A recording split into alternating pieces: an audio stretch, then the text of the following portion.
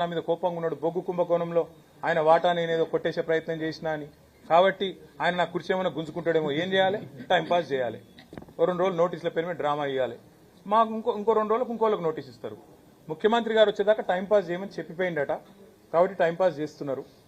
కానీ ఒకటి మాత్రం వాస్తవం, మేము ఏ తప్పు చేయలేదు, కాబట్టి ఎవనయ్యకు భయపడం, అది మాత్రం పక్క. దేశభద్రత కోసం, రాష్ట్ర భద్రత కోసం ఫోన్ ట్యాపింగ్ చేస్తే చేయొచ్చు, కానీ కొంతమంది కుటుంబ సభ్యుల సోదర ఇండియన్ టెలిగ్రాఫ్ యాక్ట్ అని ఒకటి ఉంటుంది. నేను మీడియాతో కూడా నా ప్రార్థన, ఈ ఫోన్ ట్యాపింగ్ అనేది ప్రభుత్వాలు చేయవు, పోలీస్ వ్యవస్థ చేస్తుంది. ఆ పోలీస్ వ్యవస్థ కూడా చట్టానికి అనుగుణంగానే చేస్తుంది. ఏమన్నా చట్టం వ్యతిరేక కార్యక్రమాలు ఏమైనా జరిగితే చెప్పమనండి ఏం జరిగిందో. ఇంతవరకు ఇదిగో పులంటే అదిగో తోక తప్ప ఒక్క అఫీషియల్ ప్రెస్ మీట్ ఎందుకు లేదు 2 ఏళ్లలో? ఒక్క అధికారి బయటకు వచ్చి ఎందుకు మాట్లాడాడు? ఇంకోటి నేను అడుగుతున్నా, మళ్ళీ చెప్పు నాకు. శివధర్ రెడ్డి గారు ఇవాళ డీజీపీ, ఆ రోజు మా ఐజీ ఇంటెలిజెన్స్, ఆయనకు తెలియకుండానే జరిగిందా మీరు చెప్పిన ఏదో వ్యతిరేక కార్యక్రమం? మరి ఆయన ఎందుకు పిలుస్తలేరు? మహేందర్ రెడ్డి గారు మా గవర్నమెంట్లో 5 ఏళ్ళు డీజీపీ, మరి ఆయన ఎందుకు పిలవదు? ఓన్లీ పొలిటికల్ లీడర్లు ఎందుకు టార్గెట్ చేస్తున్నారు? అట్లాగే మీరు గమనించండి జాగ్రత్తగా. హోమ్ సెక్రటరీ ఎవరుండే గతంలో మొన్నటిదాకా డీజీపీగా ఉన్న జితేందర్ గారు, రవి గుప్తా గారు, వాళ్ళు ఎవరైనా పోయినరా విచారణకి? మరి ఏం జరుగుతుంది ఈ రాష్ట్రంలో? రాజకీయ వేధింపులు, రాజకీయ హరాస్మెంట్ తప్ప ఈ విచారణలో ఏముంది? ఏమన్నా విషయం ఉంటే ఈ పాటికే నానా యాగి చేయబోతుండే రేవంత్ రెడ్డి. ఆలోచించండి మీరు కూడా, ఎన్ని రోజులు పడిపోతారు ఈ టాక్టిక్స్ మీ మీడియా కూడా.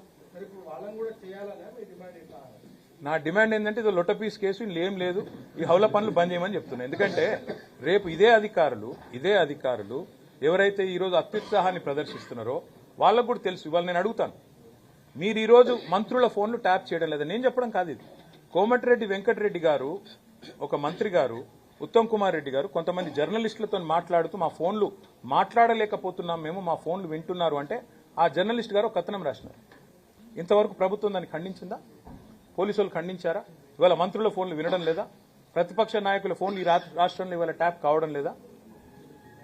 బ్రదర్ నేనేమంటున్నా అంటే వాళ్ళకు కూడా తెలుసు, పోలీసు వాళ్ళకు కూడా, ఇది కేవలం వాళ్ళు బలి పశువులు అయ్యే ఒక కార్యక్రమం రాజకీయ క్రీడలో. మీరు మొన్న ఒకటి గమనించండి, మీరు అందరూ జర్నలిస్టులు, 3 మంత్రుల మధ్యన పంచాయతీ, ముఖ్యమంత్రికి 3 మంత్రుల మధ్యన వాటాల పంచాయతీ. బలైంది ఎవరు? 3 జర్నలిస్టులు. మా దొంతు రమేష్ గారు, సుధీర్ గారు, పరిపూర్ణచారి గారు మొన్న వాళ్ళు అరెస్ట్ అయింది. అసలు వాళ్ళందరూ బాగానే ఉన్నారు. అసలు కథ ఏంది? కాంగ్రెస్ పార్టీలో ఆధిపత్య పోరు, అంతర్గత పోరులో 3 మంత్రుల మధ్యన వాటాల పంచాయతీలో 3 జర్నలిస్టులు బలి. అదే పద్ధతుల్లో ఇప్పుడు ఫోన్ ట్యాపింగ్ వ్యవహారంలో కూడా ఈ దిక్కుమాలిన రాజకీయ క్రీడలో, ఈ వికృతమైన క్రీడలో రేపు బలు పశువులయ్యేది అధికారులు. ఎట్లయితే మొన్న జర్నలిస్టులు బలి పశువులైనరో రేపు మళ్లీ ప్రజల ఆశీర్వాదంతో, తెలంగాణ ప్రజల దీవెనతో మళ్ళా ఖచ్చితంగా కేసీఆర్ గారు సీఎం అవుతారు. అప్పటికి మళ్ళీ మేము ఎంక్వైరీ స్టార్ట్ చేసినాం అనుకో, ఇవాళ ఏ ఫోన్లు ట్యాప్ అయినాయో మొత్తం బయటకు వస్తాయి. ఇవాళ వాళ్ళు ఏమేమి అక్రమ కార్యక్రమం, అప్పుడు ఇదే అధికారులు ఎవరైతే ఉన్నారో వాళ్ళందరూ ఇబ్బందులు పాలవుతారు. అది వాళ్ళకు కూడా తెలుసు. అందుకే నేను అడుగుతున్నా, చెప్పమనండి వాళ్ళని. ఇవాళ ఈ రాష్ట్రంలో రేవంత్ రెడ్డి ప్రభుత్వం ఫోన్ ట్యాపింగ్ చేయడం లేదా? ఒక్క అధికారం చెప్పమండి, బయటకు వచ్చి నేను చూస్తా. ధైర్యంగా చెప్పమనండి. ఇండియన్ టెలిగ్రాఫ్ యాక్ట్ ప్రకారం సర్వేలెన్స్ అనేది అక్కడక్కడ ప్రభుత్వాలు ఏమైనా అస్థిరపడ్డప్పుడు పోలీసు వాళ్ళు చేస్తారు. అది మాకు సంబంధం ఉండదు బ్రదర్. రాజకీయ నాయకత్వానికి మాకు సమాచారం వస్తే కూడా ఏదన్నా అది ఎట్లా వచ్చిందని అడగడానికి కూడా మాకు హక్కు లేదు. ఇది నేచర్ ఆఫ్ గవర్నమెంట్లో ఉన్న వాళ్ళం కాబట్టి, మంత్రులుగా పనిచేసిన వాళ్ళం కాబట్టి ఇంత వివరంగా మీకు చెప్తున్నాను. దీన్ని ఏదో పెద్ద ఏదో జరగకూడదు, ఏదో జరిగిపోయింది, ఏదో అయిపోయిందని వీళ్ళు పుంకాలుగా లీకులు ఇవ్వడం, దాన్ని మీరు రాయడం, దాన్ని చూసి ప్రజలు కార్తీక దీపం చూసినట్టు చూడడం, ఇది అల్టిమేట్గా అందరికీ నష్టం. మీకు నష్టం, మాకు నష్టం, అన్నిటికన్నా మించి ఆ అధికారులకు నష్టం. Thank you. డైవర్షన్ పాలిటిక్స్ నడుస్తున్నాయి, కక్ష సాధింపు ధోరణి అంటారు. ఏ కక్ష సాధింపు అనేది నేను చెప్పాల్సిన పని లేదు. ఇలా రాష్ట్ర ప్రజలకు ఎప్పుడో అర్థమైపోయింది. ఇప్పుడు ఇన్ని కేసులు, ఇన్ని కమిషన్లు, ఇన్ని రకాల విచారణలు. ఇప్పటికి నేను ఏసీబీకి 2 సార్లు 3 సార్లు పోయినా, ఈడీకి ఒకసారి పోయినా, ఇక ఇదో సిట్టో స్టాండ్ ఉంది, వాళ్ళు వెళ్తున్నారు, వాళ్ళ దగ్గర పోతా. ఏమున్నది? ఏం ఫరక్ పడుతుంది?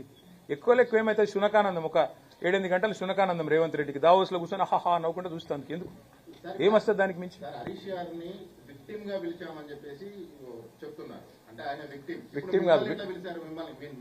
విక్టిమ్ అని ఎవరు చెప్పారు మీకు? విక్టిమ్ అని ఎవరు చెప్పారు మీకు? మీరు తప్పు మాట్లాడుతున్నారు. విట్నెస్ గా పిలిచారు. మీకు తెలియకపోతే సవరించుకోండి. హరీష్ రావు గారిని విట్నెస్ గా పిలిచారు, విక్టిమ్ గా పిలవలేదు. మళ్ళీ చెప్తా ఉన్నా, మీరు వాడోడో గొట్టంగా చెప్పింది మీరు నిజమే నమ్ముకొని మీరెందుకు భ్రమిస్తున్నారు? రేవంత్ రెడ్డి ఇప్పుడు 6 గ్యారంటీల్లో ఎంత నిజం ఉందో, 420 హామీల అమల్లో ఎంత నిజం ఉందో, ఫోన్ ట్యాపింగ్ లో కూడా గంతే నిజం ఉంది. నేతి బీరకరాయిలో ఎంత నెయ్యి ఉందో, కాంగ్రెస్ ప్రభుత్వం యొక్క విచారణలో కూడా ఒక గంతే విచారణ ఉంది. మీరు కూడా విట్నెస్ గానే పిలిచారా? నాకేం మెరక, నేను నోటీసే చూడలేదు.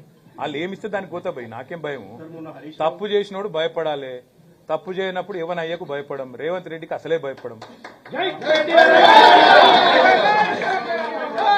రేపో ఎల్లుండో కేసీఆర్ బ్రదర్ మళ్ళీ చెప్తున్నా నేను, రేవంత్ రెడ్డి గారు తిరిగి వచ్చేదాకా ఇక్కడెక్కడ ప్రభుత్వాన్ని ఉప ముఖ్యమంత్రి కూలుస్తాడా, నల్లగొండ బాంబు కూలుస్తాడా, లేదా ఇంకోలు కూలుస్తాడా అని ఆయనకు భయం.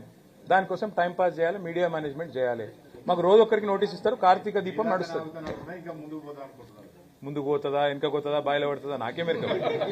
వాళ్ళు ఏమన్నా చేసుకొని మాకేం ఫరక్ పడదు. ఎందుకంటే మేము మాత్రం ఇడిచిపెట్టాం, మేము ఒకటి మాత్రం ఇడిచిపెట్టాం. మీరు మీడియాని వాళ్ళు మేనేజ్ చేస్తున్నారు, మేనేజ్ చేసి గేమ్ ఆడుతున్నారు. మేమేం చేస్తాము, సింగరేణి బొగ్గు గనుల కుంభకోణం విషయం వదిలిపెట్టాం, వీళ్ళ బట్టలు ఇప్పేదాకా ఎంబడబడతాం, 6 గ్యారంటీలు అమలు చేసేదాకా వదిలిపెట్టాం, మహిళలకు 2,500 ఇచ్చేదాకా వదిలిపెట్టాం, 4,000 రూపాయల పెన్షన్ ముసలోళ్ళకి ఇచ్చేదాకా వదిలిపెట్టాం, నిరుద్యోగులకి 4,000 నిరుద్యోగ భృతి వచ్చేదాకా వదిలిపెట్టాం. రాహుల్ గాంధీ చెప్పిన 2 లక్షల ఉద్యోగాలు ఇప్పటికే ఇచ్చి ఉండాలి ఫస్ట్ ఇయర్ లో, ఇప్పటి వరకు 10,000 ఇవ్వలేదు, వదిలిపెట్టాం. తులం బంగారం ఇచ్చేదాకా వదిలిపెట్టాం. ఈ మేము మా పనిలో మేము ఉంటాం, వాళ్ళ పనిలో వాళ్ళు ఉంటారు, మా పనిలో మేము. 49% మాట ఉన్న కేంద్రం ఎందుకు స్పందించాలనుకుంటున్నారు? ఎందుకంటే ఇద్దరు దొంగలే కాబట్టి, ఇద్దరు దొందే కాబట్టి, ఇళ్ళ బాట వాళ్ళకు కూడా ఉంది కాబట్టి నేను అడుగుతున్నా. ఎందుకు ఊరికే అనట్లేదు నేను. అమృత్ స్కామ్ జరిగిందని ఆధారాలతో సహా ఇచ్చొచ్చిన. సృజన్ రెడ్డి అనే వ్యక్తి రేవంత్ రెడ్డి గారి బావమరిదికి అర్హత